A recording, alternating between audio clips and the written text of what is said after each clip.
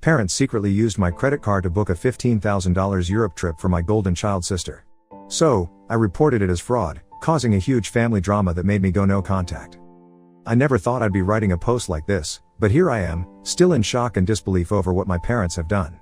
I'm Alex, 28M, and I have a younger sister, Emma, 22F, who just graduated from college. Our parents have always been, let's say, interesting in their approach to parenting, but this latest stunt has left me angry. To give you some context, I've always been the responsible one in the family. I worked hard through school, got scholarships, and landed a good job in finance right out of college. I've been financially independent since I was 22, and I'm proud of what I've accomplished. Emma, on the other hand, has always been the baby of the family. Don't get me wrong, I love my sister, but she's definitely been coddled by our parents. Growing up, it was always clear that Emma was the favorite. She got the newest clothes, the latest gadgets, and was never expected to get a part-time job or contribute to household chores. I tried not to let it bother me too much, focusing instead on my own goals and future. But sometimes, the favoritism was hard to ignore. I remember one particular incident when I was 16 and Emma was 10. I had been saving up for months to buy a new gaming console. The day I finally had enough money, I excitedly told my parents I was going to the store to buy it. To my shock, they said, "Oh, we already bought one for Emma last week. You can share hers." I was devastated, but I swallowed my disappointment and tried to be happy for my sister. Anyway, fast forward to the present. Emma just graduated with a degree in communications. I'm genuinely proud of her, she worked hard and deserves to celebrate her achievement. I even sent her a nice graduation gift, a new laptop she had been eyeing. Last week, I got a call from my mom. She was bubbling with excitement, telling me how they had planned the perfect graduation gift for Emma, a month-long tour of Europe. I was happy for Emma, thinking it was a generous gift from our parents. But then came the bombshell. "We used your credit card to book it all," my mom said casually, as if it was the most normal thing in the world. "We'll pay you back, of course, but we needed the points from your card to upgrade some of the flights and hotels." I was speechless. I couldn't believe what I was hearing. When I finally found my voice, I asked how much they had spent. The answer made me feel like I'd been punched in the gut. $15,000. $15,000 on my credit card, without my knowledge or consent. "Mom," I said, trying to keep my voice steady, "you can't just use my credit card without asking me. That's illegal. And $15,000 is a lot of money." She brushed off my concerns. "Oh, don't be so dramatic, Alex. It's for your sister's graduation. We're family, and family helps each other out. Besides, we're good for it. We'll pay you back eventually." Eventually? What did that even mean? And since when was $15,000 something to be casual about? I tried to explain to my mom why this was such a big deal, the impact on my credit score, the fact that I might need the credit limit for emergencies, the sheer violation of trust, but she wasn't hearing it. "You've always been so selfish," she said, her tone turning cold. "Can't you just be happy for your sister? This is her big moment, and you're trying to ruin it with your penny-pinching ways." I couldn't believe what I was hearing. I was being called selfish for being upset about an unauthorized $15,000 charge on my credit card? I ended the call, feeling a mix of anger, hurt, and disbelief.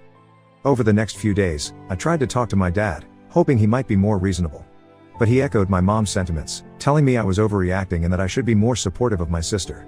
Emma, for her part, seemed oblivious to the whole situation. When I tried to talk to her about it, she just gushed about how excited she was for the trip and thanked me for contributing to her graduation gift. I felt like I was going crazy. Was I really the unreasonable one here? I decided to call the credit card company to dispute the charges, but to my horror, I discovered that my parents had used my card details that they had in case of emergencies to book everything online. The credit card company said that since I had given them my details, it wasn't considered fraud. Now, I'm stuck with a $15,000 bill, a maxed out credit card, and a family who thinks I'm being selfish for not wanting to fund my sister's extravagant vacation. I'm hurt, angry, and feeling betrayed by the people who are supposed to love and support me. I don't know what to do. Part of me wants to cancel the whole trip, but I know that would cause a huge family rift. Another part of me wants to just pay it off to avoid the drama, but $15,000 is a lot of money, and the principle of the thing really bothers me. Plus, I'm worried that if I let this slide, it'll set a precedent for future financial abuse. Am I overreacting? Should I just suck it up and pay for my sister's vacation? Or should I stand my ground, even if it means potentially damaging my relationship with my family? I feel lost and could really use some advice. Update 1. Thank you all for your supportive comments and advice. I was honestly shocked by the overwhelming response to my post. Reading through your comments made me realize that I wasn't crazy for feeling violated and angry about this situation. Taking your advice, I decided to take action. First, I called my credit card company again and escalated the issue. I explained the situation in detail, emphasizing that while my parents had my card details for emergencies, I had never authorized this specific use. After some back and forth, they agreed to investigate the charges as potential fraud. Next, I sent a group text to my parents and Emma, asking for a family Zoom call to discuss the situation. I wanted to give them a chance to make this right before taking more drastic measures. The call was intense, to say the least. I started by calmly explaining why their actions were not okay, the legal implications, the breach of trust, and the financial strain it put on me. I told them I had reported the charges as fraudulent and that they needed to cancel the trip immediately. My parents' reaction was not what I hoped for. They were indignant, accusing me of being dramatic and trying to ruin Emma's graduation celebration. My mom went as far as to say, "We raised you, clothed you, and put a roof over your head. The least you could do is help give your sister the trip of a lifetime." I took a deep breath and replied, "You chose to have children. Providing for us was your responsibility as parents. It doesn't mean you get to commit credit card fraud in my name." Emma, who had been quiet until this point, suddenly burst into tears. "I can't believe you're trying to ruin my graduation gift," she sobbed. "You've always been jealous of me. Why can't you just be happy for me for once?" Her words stung, but they also strengthened my resolve. I realized that this pattern of entitlement and favoritism ran deep, and it was time to set some firm boundaries. "Emma," I said, trying to keep my voice gentle but firm, "I'm happy for you. I'm proud of your graduation. But this trip was booked illegally, using my money without my permission. It's not a gift from me, and it's not okay." My dad, who had been uncharacteristically quiet, finally spoke up. "Son, we didn't think it was such a big deal. We've always had access to your card for emergencies. We just thought, as family, it would be okay this one time." I couldn't believe what I was hearing. "Dad, $15,000 is not a small amount. And this was not an emergency. You can't just decide to spend my money without asking me." The call ended with my parents angry, Emma in tears, and me feeling drained but resolute. They refused to cancel the trip, insisting that I was overreacting and that they would pay me back soon. After the call, I took the next step. I contacted a lawyer friend of mine and explained the situation. He advised me that what my parents did was indeed illegal and that I had grounds for legal action if I chose to pursue it. I also went to the police station and filed a report about the unauthorized use of my credit card. The officer I spoke to was sympathetic and took down all the details. He warned me that pursuing charges would likely cause a major rift in my family, but also assured me that I was well within my rights to do so. I'm still torn about what to do next. On one hand, I love my family and the thought of taking legal action against them makes me feel sick. On the other hand, their behavior is unacceptable, and I'm worried that if I don't take a strong stand now, this kind of thing might happen again in the future. For now, I've decided to wait and see what comes of the credit card company's investigation. I've also frozen my credit to prevent any further unauthorized use of my information. This whole situation has made me realize that I need to establish stronger boundaries with my family. I've always tried to be the peacekeeper, to smooth things over and keep everyone happy. But in doing so, I've allowed myself to be taken advantage of time and time again. I'm hurt and angry, but I'm also feeling a strange sense of empowerment. For the first time, I'm standing up for myself and saying no, this is not okay. It's uncomfortable and scary, but it also feels necessary. Thank you all again for your support and advice. I'll update again once I have more news about the credit card investigation or if anything else develops with my family. Update 2. It's been a couple of weeks since my last update, and a lot has happened. I want to thank everyone again for their support and advice. Your comments have been a source of strength during this difficult time. First, the good news: the credit card company's investigation concluded in my favor. They agreed that the charges were indeed unauthorized and have reversed them. It's a huge relief to have that $15,000 burden lifted from my shoulders. Now, for the family fallout. When my parents and Emma found out that the trip had been canceled due to the credit card chargeback, all hell broke loose. My phone was flooded with angry calls and texts. My mom left a particularly nasty voicemail, calling me a selfish, ungrateful son and saying I had ruined Emma's life. Emma took to social media, posting a tearful video about how her cruel brother had destroyed her dream graduation trip. Some of our mutual friends and extended family members started reaching out, asking why I was being so mean to my little sister. The situation was getting out of hand, and I realized I needed to set the record straight. I wrote a calm, factual post explaining what had really happened, how my card had been used without my permission, and how I had tried to resolve things with my family before taking action with the credit card company. The response to my post was mixed. Some people were supportive, expressing shock at my parents' actions. Others still felt I should have just taken one for the team and let Emma have her trip. It was eye-opening to see how many people thought it was okay to commit fraud as long as it was for family. A few days after my post, I received a surprising call from my aunt, my mom's sister. She was sympathetic to my situation and shared some family history I hadn't known before. Apparently, my mom had a pattern of financial irresponsibility and had taken advantage of family members in the past. My aunt encouraged me to stand my ground and offered her support. This conversation with my aunt made me realize that the issue ran deeper than just this one incident. It was a pattern of behavior that had been enabled and excused for years. I knew then that I had to maintain firm boundaries, not just for my own sake, but to break this cycle of financial abuse. I decided to take a big step. I told my parents that I would be going no contact with them for the foreseeable future.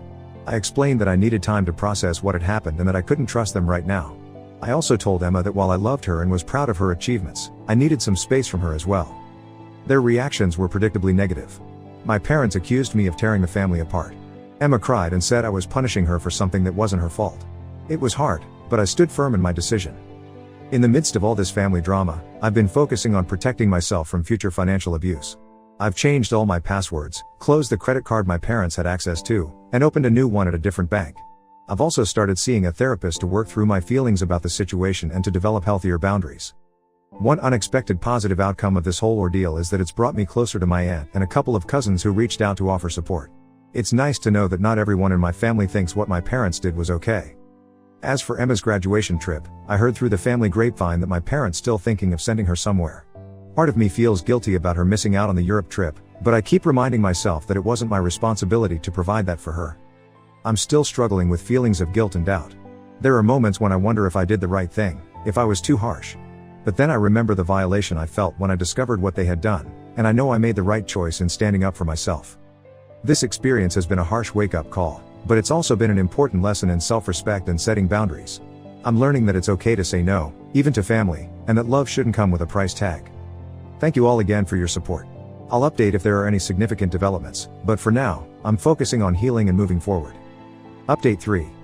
It's been about 2 months since my last update, and I wanted to share some developments with you all. Your continued support and advice have been invaluable during this challenging time. First, let me address the most pressing issue, the legal situation. After much consideration and consultation with my lawyer, I decided not to press charges against my parents.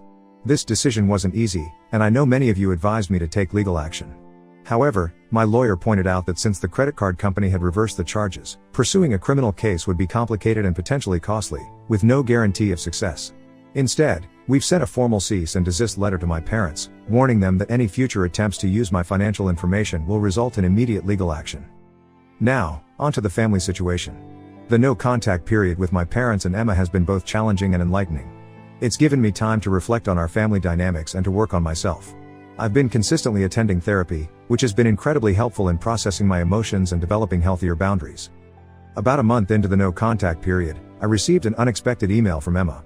Unlike her previous tearful accusations, this email was surprisingly mature. She wrote that she had done a lot of thinking and realized how wrong our parents' actions were. She apologized for her initial reaction and for not standing up for me. Emma admitted that she had always known about the favoritism but had been too scared and comfortable to challenge it. I was cautiously optimistic about Emma's email but decided to take things slow. We've had a few phone conversations since then, and I can see she's genuinely trying to understand my perspective. She shared some of her own experiences with our parents' financial irresponsibility, which she'd previously kept to herself. It seems the cancelled Europe trip was a wake-up call for her too. As for my parents, they've been less willing to accept responsibility. They've made several attempts to contact me, ranging from angry voicemails to guilt-tripping emails. My mom even showed up at my apartment unannounced one day, causing quite a scene in the hallway. I stood my ground and refused to engage, which was difficult but necessary. The extended family situation has been mixed. Some relatives have been supportive, particularly my aunt who initially reached out. She's become a valuable ally and source of support. Others, however, continue to pressure me to reconcile with my parents, using the "but their family" argument. I've had to distance myself from some of these relatives for my own peace of mind. On a more positive note, this situation has led to some unexpected personal growth. With the time and energy I used to spend managing my family's drama, I've been able to focus more on my own life and goals. I've taken up a new hobby, photography, and have been spending more time with friends who respect my boundaries. I've also made some significant financial decisions. I've increased my contributions to my retirement accounts and started building a more robust emergency fund. This whole experience has really driven home the importance of financial independence and security. One particularly satisfying moment came last week. I received a promotion at work, which came with a substantial pay raise. In the past, I might have felt obligated to share this news, and the financial benefits, with my family. This time, I celebrated quietly with a few close friends, feeling proud of my accomplishments without any guilt or pressure to share. As for Emma's graduation trip, I heard through my aunt that our parents ended up sending her on a 2-week tour of California. Emma apparently enjoyed it. Looking ahead, I'm cautiously optimistic. I've decided to extend the no-contact period with my parents for at least another 3 months. I need more time to heal and to see if they're capable of respecting my boundaries. With Emma, I'm open to slowly rebuilding our relationship, but I'm proceeding with caution and maintaining clear boundaries. This experience has taught me a lot about setting limits, standing up for myself, and the true meaning of family. I've realized that family isn't just about blood relations, but about mutual respect, support, and love. The friends and relatives who have stood by me through this ordeal have shown me what real family looks like. I've also learned a valuable lesson about financial independence. I've always been good with money, but this situation has pushed me to be even more vigilant. I've set up additional security measures on all my accounts and have become more assertive in protecting my financial information, even from family members. There have been moments of doubt and sadness, especially during family events that I've missed due to the no-contact policy. Mother's Day was particularly difficult. But I remind myself that this separation is necessary for my mental health and personal growth. One unexpected outcome of this situation is that I've become something of a resource for friends dealing with their own family financial issues. Several people have reached out to me for advice on setting boundaries and dealing with financially irresponsible family members. It feels good to be able to help others navigate similar situations. As for my parents' financial situation, I've heard through my aunt that they're struggling. Apparently, they had been counting on using my credit for more than just Emma's trip. This has led to some arguments between them, with my dad blaming my mom for pushing too far with the credit card fraud. Part of me feels guilty, knowing they're having financial difficulties. But I remind myself that their poor financial decisions are not my responsibility to fix. Emma has shared some insights into our parents' reaction to all of this. She says they still don't fully understand why I reacted so strongly. They see their actions as a normal part of being a family and can't comprehend why I'm making such a big deal out of it. This lack of understanding is frustrating, but it also reinforces that I made the right decision in distancing myself. I've been doing a lot of reflection on my childhood and early adulthood, recognizing patterns of financial and emotional manipulation that I had normalized. It's been a painful process, but also a liberating one. I'm learning to validate my own feelings and experiences without seeking approval from my parents. In terms of my personal life, I've started dating again. I had been hesitant to get involved with anyone while dealing with all this family drama, but I recently met someone who's been incredibly understanding about my situation.